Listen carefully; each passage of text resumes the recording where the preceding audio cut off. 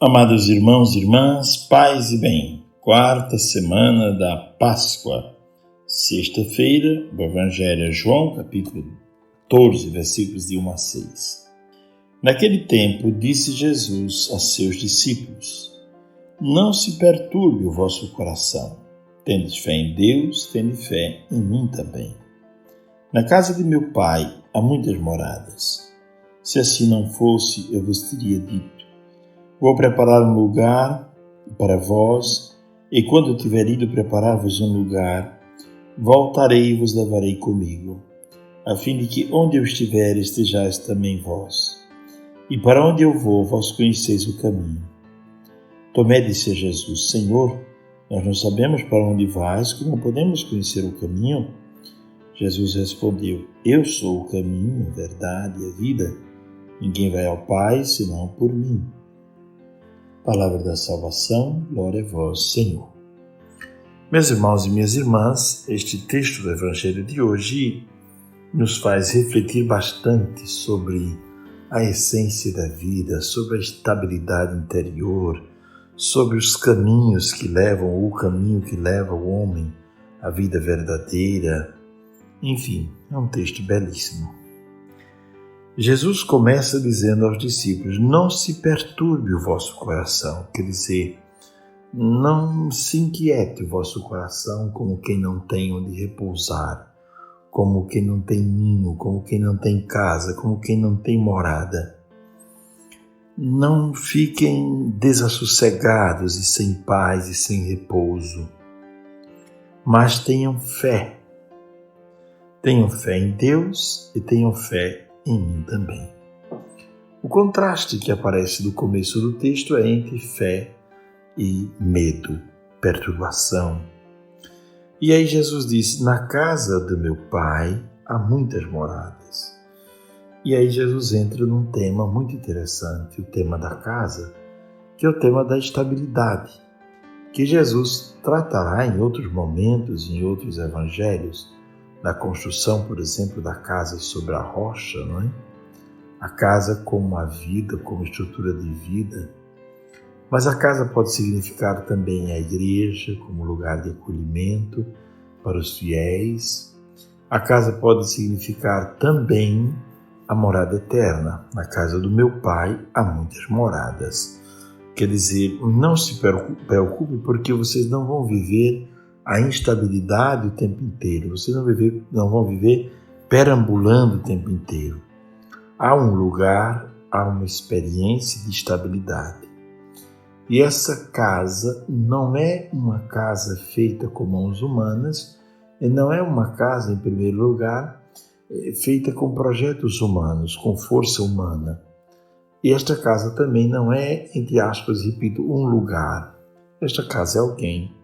Esta casa é uma pessoa. Esta casa é o próprio Deus, é o próprio Cristo, não é? Na casa do meu Pai há muitas moradas, quer dizer, estando em Deus, nós haveremos de ter vários tipos de comunhão com Deus. Porque a fé é vivida em muitos degraus. E na eternidade todos estaremos satisfeitos, porém cada um vai viver o degrau da fé em que está, não é? Porque a fé não é uma única coisa para todo mundo, não é uma única experiência, não é? Por isso, na casa do Pai há muitas moradas, quer dizer, há muitas relações com o Pai. Nós podemos relacionar com o Pai com um certo padrão ou nível de intimidade ou não. Como na vida também, nós temos amigos de várias intimidades. Temos o amigo que entra somente na área e dali volta, tem outro que nem entra, né? Fala conosco, passa avante.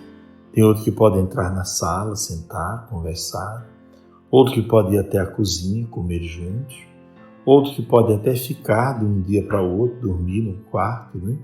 Então as amizades, elas têm vários níveis e vários degraus de intimidade, né? Assim também, cada ser humano se relaciona com Deus de um modo, num padrão de intimidade, de vivência da sua fé. Há quem esteja num degrau muito baixo desta relação, há quem esteja num degrau melhor. E às vezes estamos em um degrau e de uma hora para outra pulamos, saltamos para outro. A vida é assim, né? Então, na casa do meu pai há muitas moradas, há muitos degraus, há muitos modos de experimentar a eternidade, de viver essa estabilidade. E depois Jesus falando desse lugar, entre aspas, que não é lugar, mas é experiência com Deus, né? Intimidade de habitar o coração de Deus, ele fala de um caminho que ele vai preparar, depois voltará para levar os seus. Ele diz, a fim de que onde eu estiver, vocês estejam também comigo, né? Digo melhor. E para onde eu vou, vocês conhecem o caminho. Mas como conhecer esse caminho? Que caminho é esse? Que leva à eternidade, que leva à estabilidade, que leva ao bem, que leva a viver essa confiança, se entrega. Que caminho é esse? Então, um dos apóstolos pergunta, né, Tomé, ele diz, Senhor, nós não sabemos nem para onde o Senhor vai e como é que nós sabemos qual é o caminho. Que caminho é esse? Aí Jesus disse, primeira coisa, onde eu vou não é um lugar. Onde eu vou é o coração do Pai. Então vocês também irão ao coração do Pai. É uma experiência de fé profunda. Mas, tratando de maneira espiritual, mística, alegórica, se diz, esse ir significa passar por um caminho. E esse caminho não é feito de pedra, não é um caminho feito com máquinas. Esse caminho é uma pessoa, é o próprio Cristo. Ele diz, eu sou o caminho. Se você quiser chegar ao Pai, não é que você vai pegar uma estrada com curvas, com altos e baixos. Eu sou o caminho, quer dizer, é preciso entrar na minha dinâmica, na dinâmica do Evangelho, é preciso deixar que eu pegue na sua mão e lhe conduza. Eu sou o caminho, não há outra estrada, eu sou a estrada. Depois ele diz, para caminhar nesse caminho, eu preciso abraçar uma verdade, que não é uma filosofia. Eu sou essa verdade que precisa ser abraçada. Então, se quiser chegar ao Pai, abraça esta verdade, que sou eu. E depois, chegando a esta casa, experimentarão a vida. E a vida também não é uma vida, como se diz, como a gente pensa, né? Bios, mas é a vida verdadeira. Não é a vida biológica, mas é a vida espiritual. A vida que brota da vida verdadeira, que brota do vivente, que é Cristo.